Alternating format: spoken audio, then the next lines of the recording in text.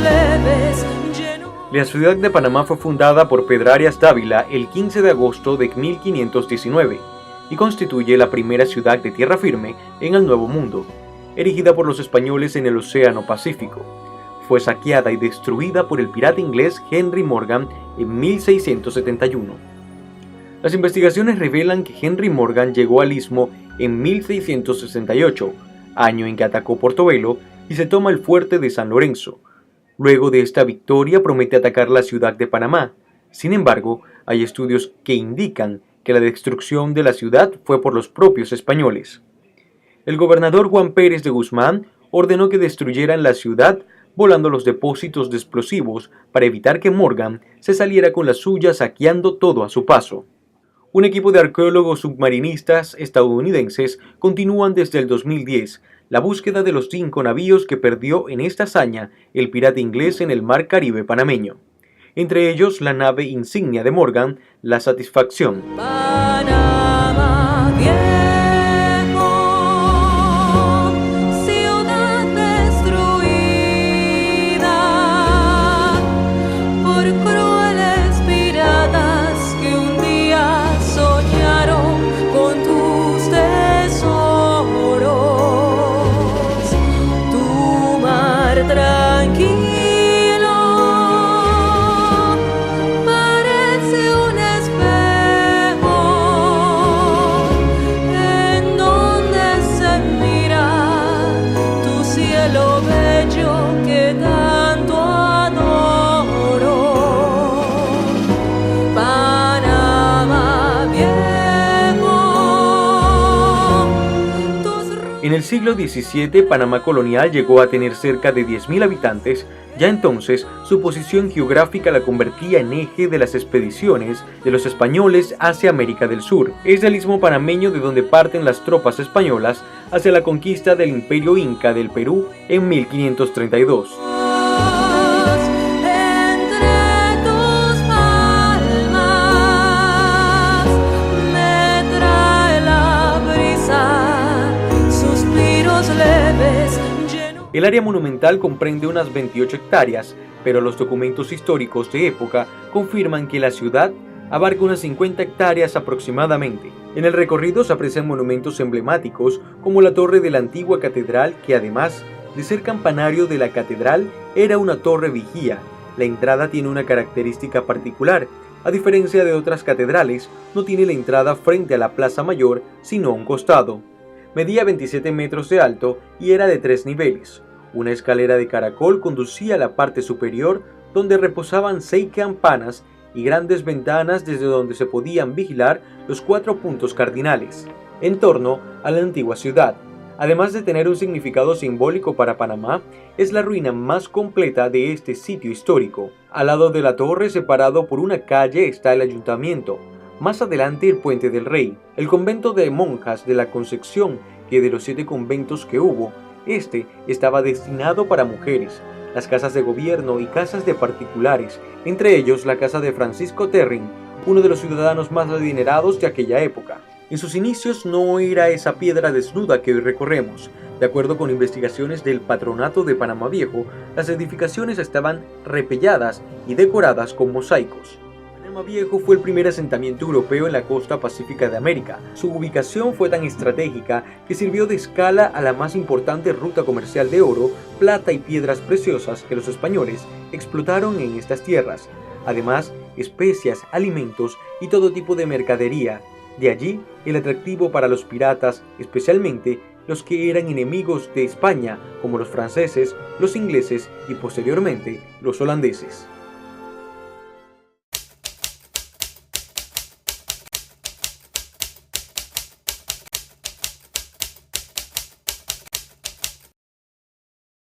Indiscutiblemente siempre hemos sido un importante centro político, económico, administrativo y cultural a nivel regional. Todos estos elementos dentro de nuestra historia nos indican que Panamá, ayer, hoy y siempre, ha estado destinada a la prosperidad.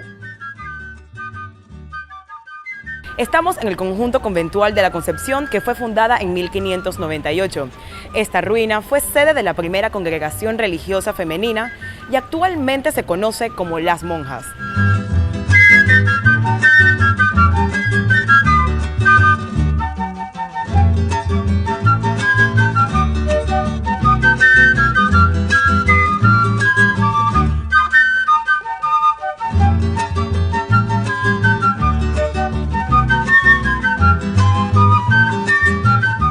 Soy Valerie Zúñiga y a continuación veremos la entrevista con el doctor Álvaro Menéndez Franco, en donde nos habló un poco sobre los 499 años de Panamá la Vieja. Veamos.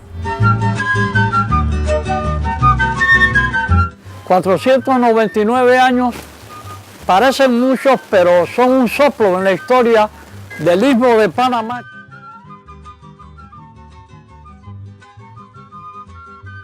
La primera etapa de Panamá la Vieja se produce cuando el gobernador de Panamá, que era un inválido, lo cargaba en un palanquín, don Pedro Arias de Ávila,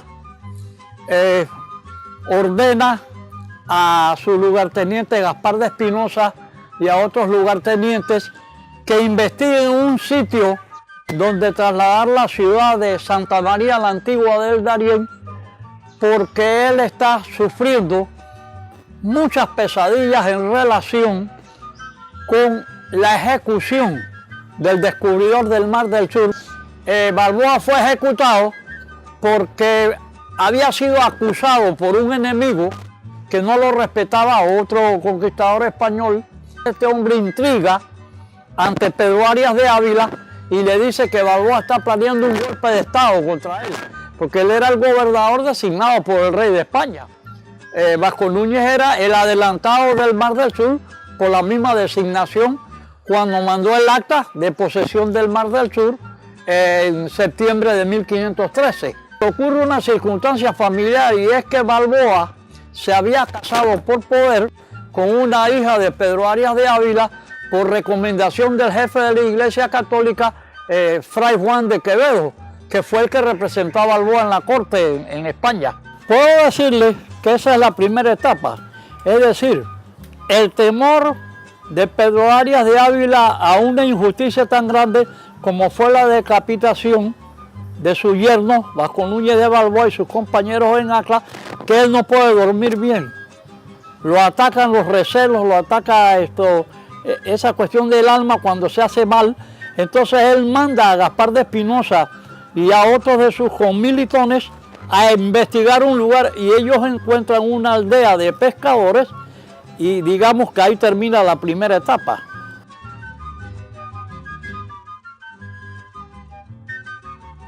La segunda etapa comienza en la mañana del 15 de agosto de 1519, cuando el palanquín es llevado con Pedro Arias a bordo a la orilla del Mar del Sur, donde se va a establecer la nueva ciudad de Panamá, de acuerdo a los planos que le han hecho los arquitectos de su mando. Él había venido con una flota muy grande en 1514 a Santa María la Antigua a través del Golfo de Urabá. Ahora Santa María la Antigua quedó del lado de Colombia desde 1938. Y entonces él había traído arquitectos que le diseñaban los planes de las ciudades siguiendo la cultura que había implantado el mundo árabe en España, que era una plaza mayor, el poder civil, que era el consejo municipal o cabildo, el poder ejecutivo, que era la alcaldía mayor, el poder religioso, que era la catedral o iglesia, y el poder militar, que era el cuartel de los soldados, de los generales, de los coroneles, y esos cuatro factores, siguiendo la orientación de la brújula norte, sur, este y oeste, oeste, este, es la que él implanta en Panamá la Vieja. Él hace el juramento con la espada hacia el mar y dice que reta a cualquiera a nombre de los reyes de España que le prohíba fundar esa ciudad. Naturalmente nadie lo va a retar. Entonces invoca a Dios, invoca los poderes divinos y el sacerdote Quevedo bendice el lugar donde va a estar la Plaza Mayor, la iglesia que aún queda en pie, la catedral, la Torre de Panamá la Vieja, que durante varios siglos fue el edificio más alto en el continente llamado América, que los indígenas llamaban Abya Yala. Esa torre tenía un doble valor. Era una torre para convocar a los feligreses a las misas, los bautismos, los matrimonios religiosos, pero en el último piso, en alto, había una guarnición militar, habían cañones hacia todos los puntos cardinales, porque ellos siempre esperaban que el poder de España fuera retado por otros poderes como Inglaterra y sus piratas y sus corsarios. Y así esa torre es la única torre que yo conozca como historiador que tenía ese doble carácter y que tiene una gran importancia ahora que se ha reconstruido. Entonces digamos que ese día de la fundación es la segunda etapa.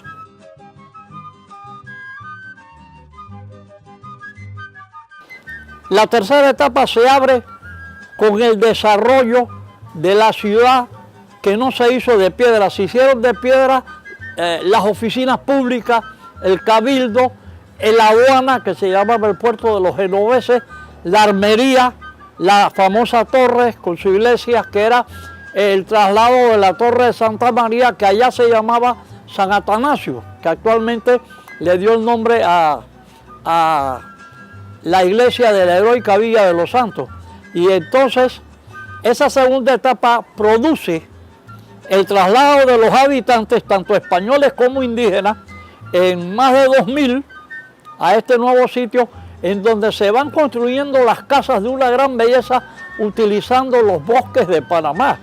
Cada árbol tiene un color diferente cuando se le quita la corteza, de manera que casi no se usaba la pintura, porque la madera daba el color de la ciudad, según lo narran los cronistas de la época. Es además la primera ciudad en el litoral pacífico de todo el continente y va a ser la llave del comercio con el Perú y Chile y lo que actualmente es el Ecuador, para pasar la mercancía de mar a mar, usando el viejo camino que llevaba al río Chagres, al fuerte San Lorenzo, al Caribe, a la Española, o sea, República Dominicana actual, o a Cuba, y de ahí al sur de España, a Cádiz, en la provincia de Andalucía, que es la provincia más proárabe de España.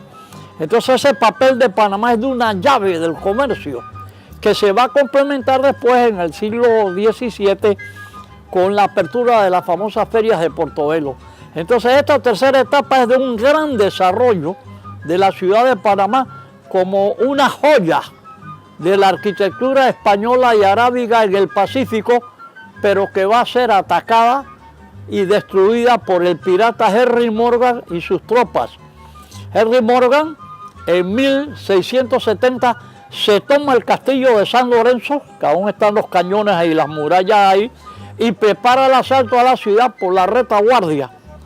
Él logra que los negros y marrones que se habían alzado contra el gobernador español, ¿verdad?, Pérez de Guzmán, apoyen a sus piratas para guiarlos, porque no conocían el camino de cruces, el camino empedrado, para atacar por la retaguardia a la ciudad de Panamá la Vieja, que en ese momento no era vieja, se llamaba Panamá.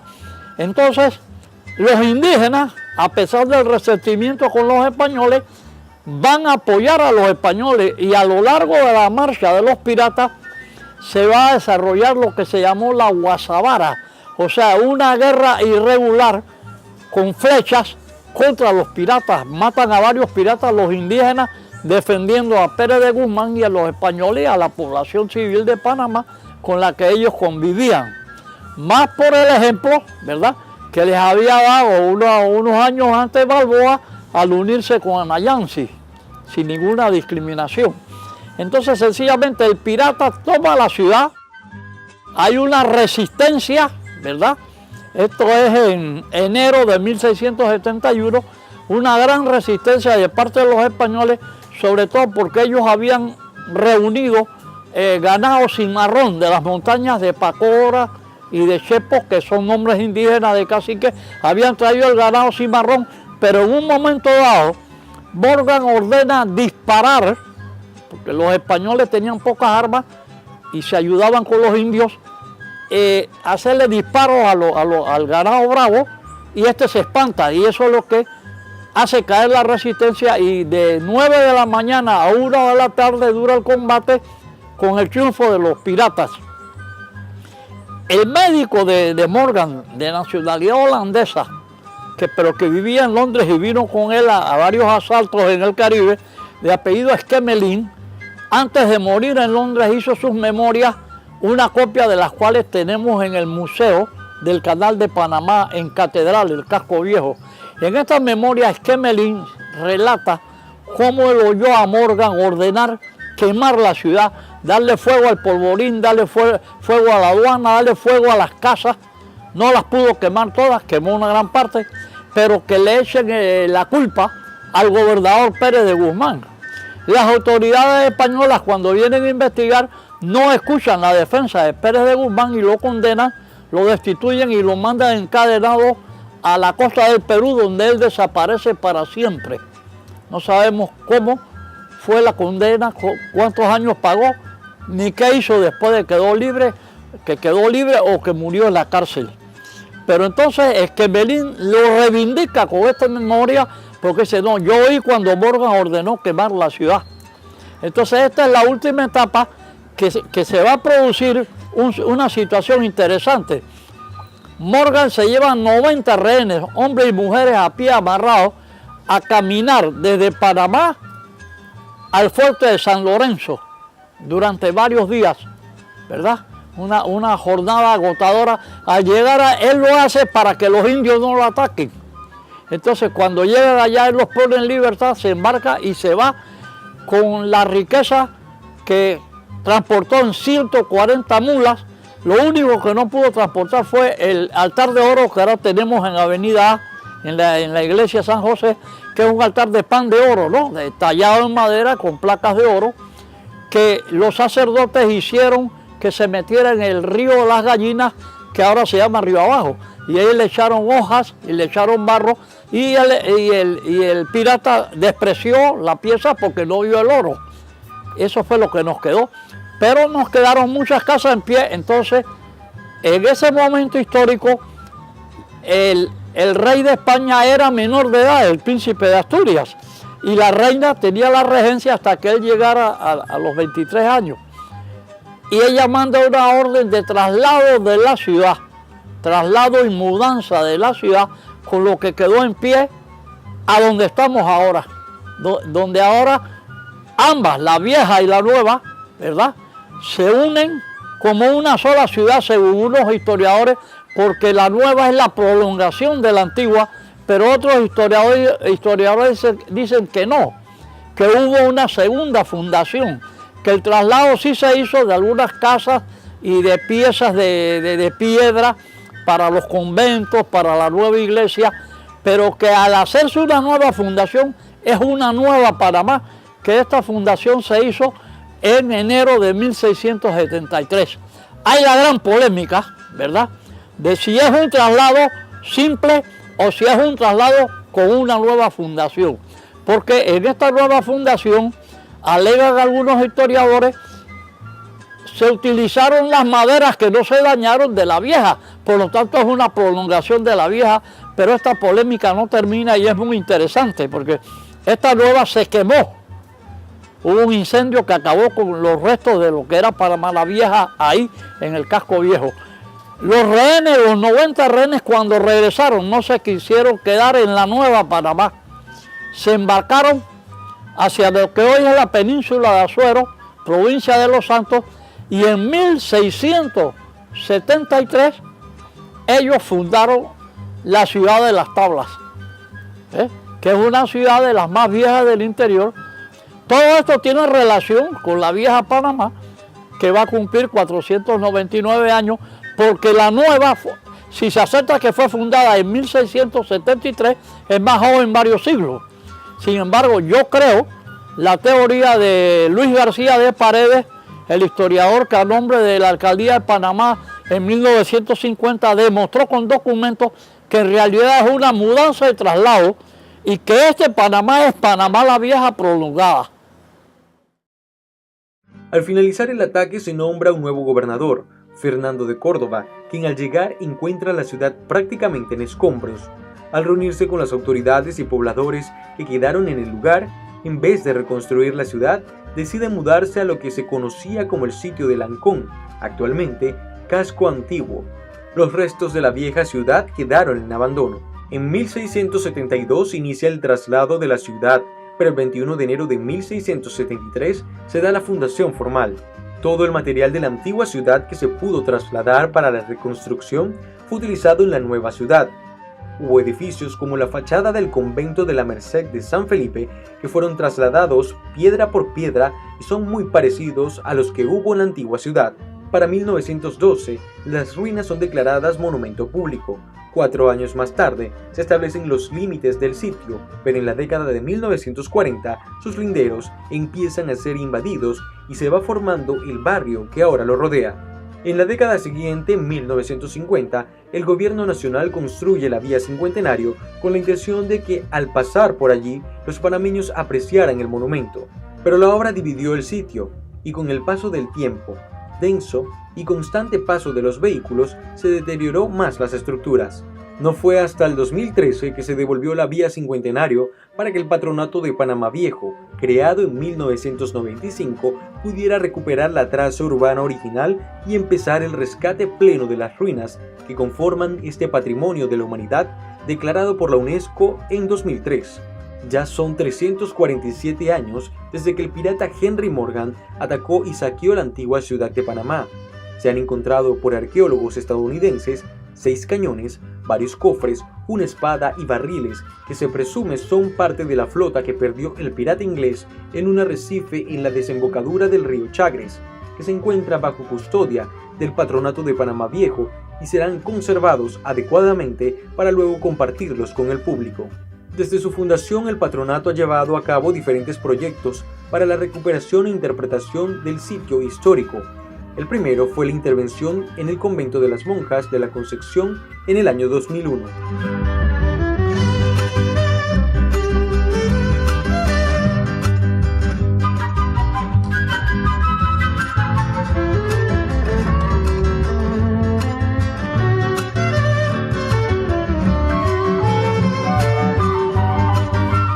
Nos encontramos desde las ruinas del convento de la Compañía de Jesús. Este convento fue fundado un poco más tardío que los demás conventos de Panamá Viejo. Se halla cerca de la Plaza Mayor. Su fundador fue el padre jesuita Miguel de Fuentes en el año 1578. Soy Joyciris Pinzón y desde aquí veremos el trabajo que realiza el Laboratorio de Conservación y Restauración de Panamá Viejo. Está funcionando desde el año 1996 para dar los primeros auxilios a los objetos que salen producto de las excavaciones. Trabajamos 3 grandes grupos de materiales: el grupo de material cerámico, metálico y orgánico, que es por lo que en general trabajamos en estos pequeños laboratorios. Por lo menos aquí la compañera está tratando un objeto de cerámica de la época colonial, producto de la excavación.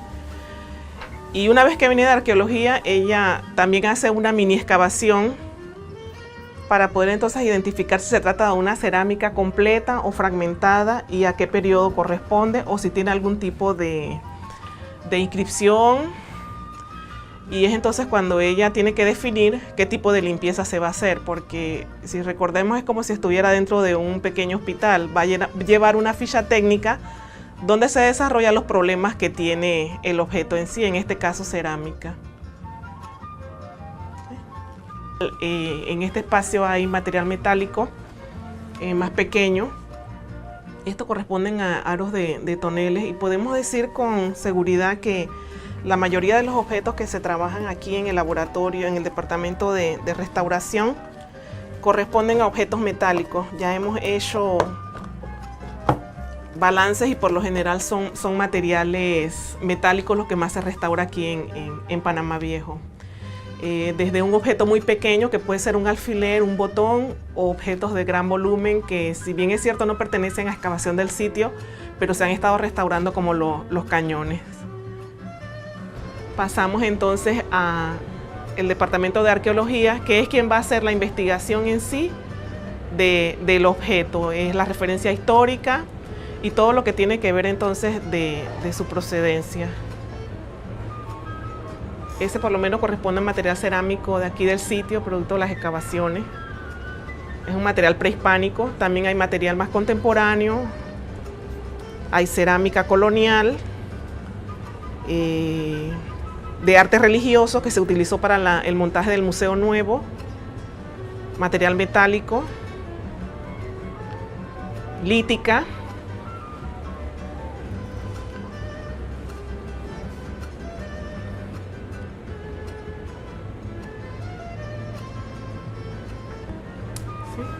y tenemos que decir con mucho orgullo que somos los únicos en Panamá que estamos restaurando metales. Este proceso por lo menos ya él está estabilizando lo que es la superficie del cañón una vez que ha pasado por el proceso de electrólisis. ¿Qué es la electrólisis? Ajá, la electrólisis es este proceso que está aquí, que se usa para la restauración del metal hierro, pero que tiene un volumen, el producto del elemento hierro es bastante integral, más completo, que hacemos por medio de el recipiente que le llamamos cuba. Agregamos una solución, en este caso tenemos hidróxido de sodio, y es donde por medio de la electricidad, un panel eléctrico que envía una corriente positiva y una negativa, eliminamos lo que son los cloruros en la intersticio o en el interior de lo que es el metal hierro. Esto por lo menos que ustedes han visto aquí es lo que se ha estado utilizando por muchos años, porque este tipo de tratamiento dura alrededor de 10 años o 15 años, dependiendo de lo que dicten los análisis en sí del mismo tratamiento.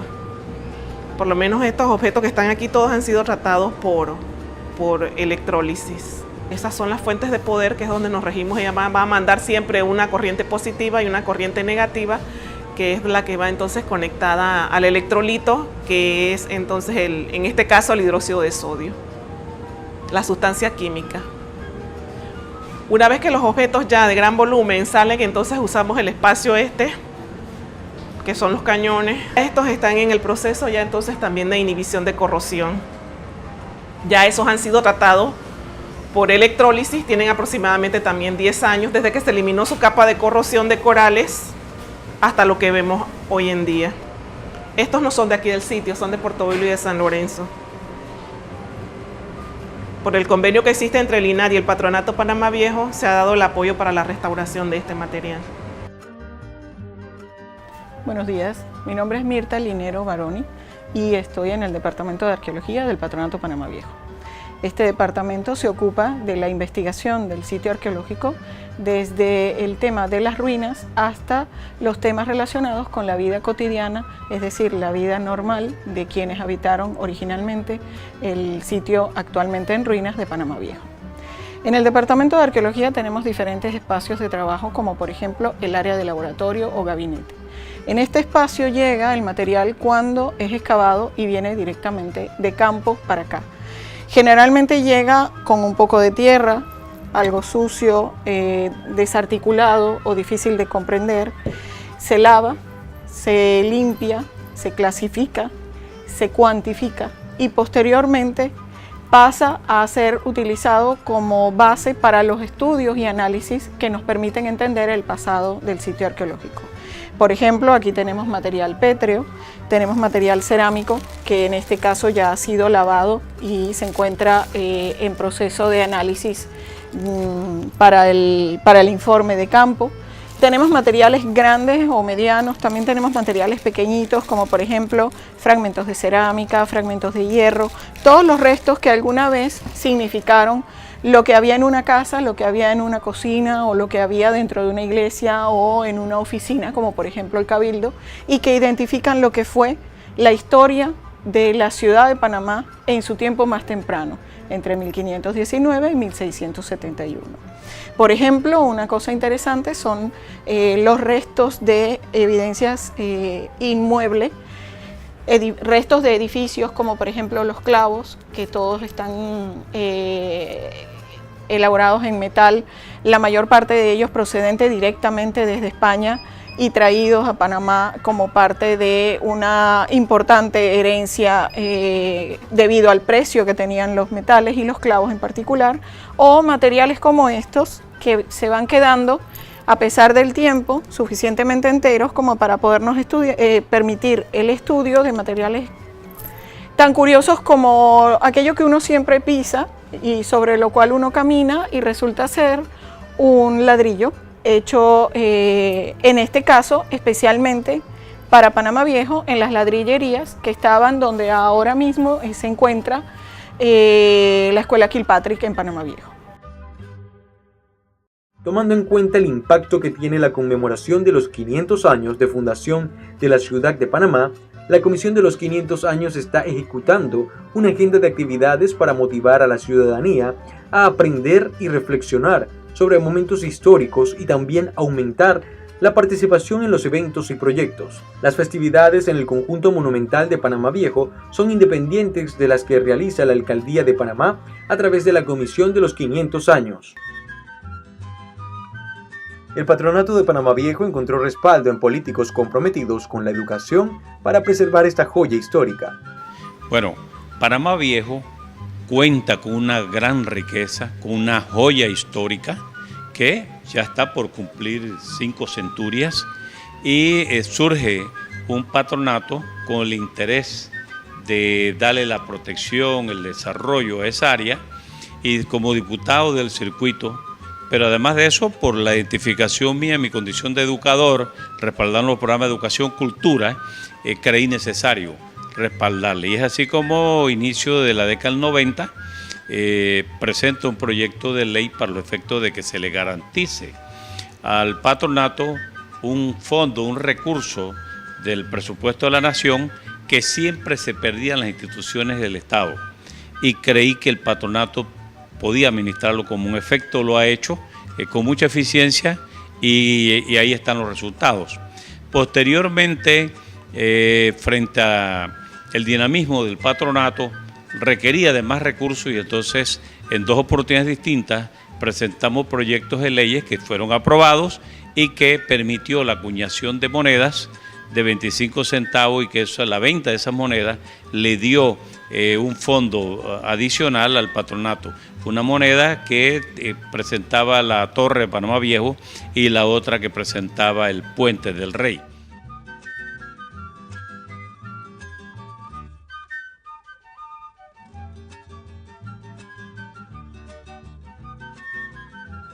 En el año 1535, con la llegada del obispo Fray Tomás de Berlanga, se dio inicio a la construcción del primer edificio catedralicio. Inicialmente fue de madera, luego fue destruido por el fuego en 1540. Mi nombre es Evelyn Sandoval y a continuación veremos una entrevista con la directora del patronato, Julieta Arango. Veamos.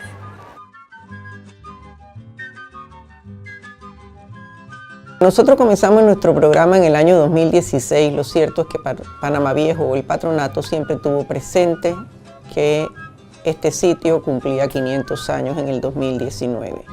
Ya lo consignaba el Plan Maestro de Panamá Viejo, Plan Maestro que data del año 1999, y los subsiguientes planes de manejo del sitio.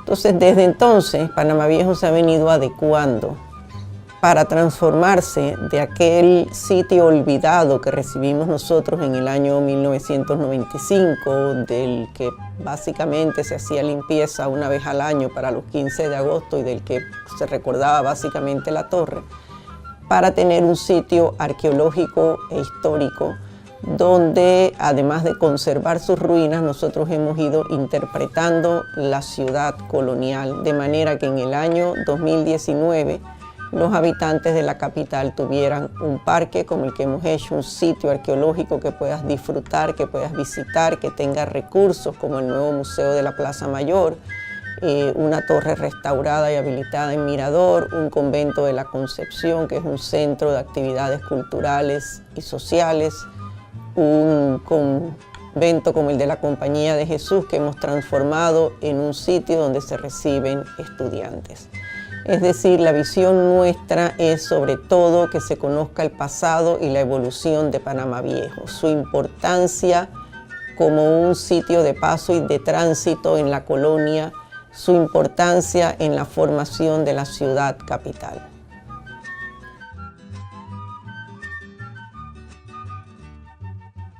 El 15 de agosto circula nuestro suplemento anual Vamos a tener una jornada de puertas abiertas en el mes de agosto, como todos los meses, pero esa jornada de puertas abiertas va a estar dedicada a la fundación de la ciudad, va a estar acompañada de recorridos por el sitio, va a estar acompañada también de charlas sobre la arqueología y sobre la fundación de la ciudad. A corto plazo, te podría haber dicho, nosotros hemos venido trabajando durante 22 años.